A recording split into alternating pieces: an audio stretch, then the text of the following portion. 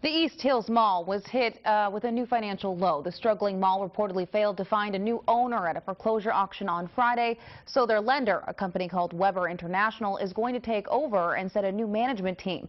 New owners and new management could mean potential change for the tenants.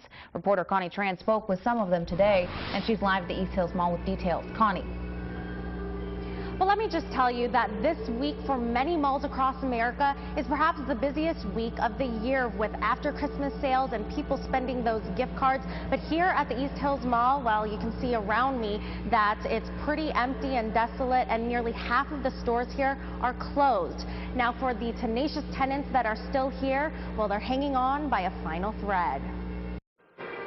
Now we've got to finish with our inventory. Ron Matlin sells designer sunglasses at the East Hills Mall, and he's been here since the mall opened 14 years ago. It's an amazing selection that you won't find in too many places. He's witnessed the highs and the lows, which include losing anchor stores Mervyn's and Gottschalk's and filing for bankruptcy protection in 2009. The last 6 months were a downer in many respects. You know, when you have PG&E threatening to cut off the mall's electricity, that's something we have to consider.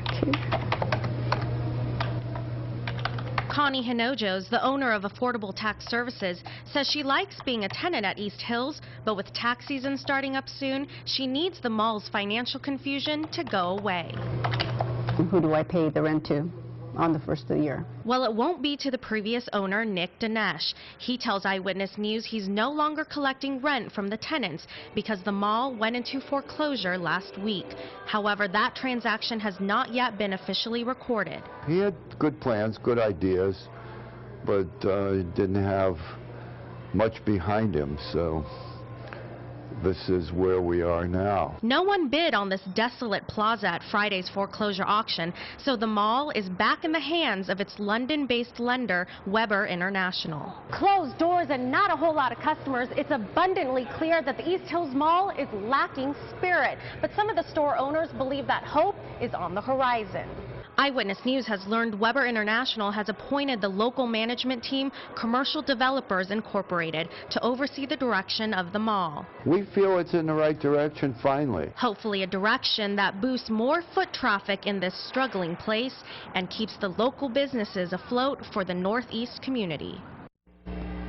Now, most of the tenants here tell me that they really just hope that the mall doesn't close down altogether, because that means that they'll have to find a new space for their business.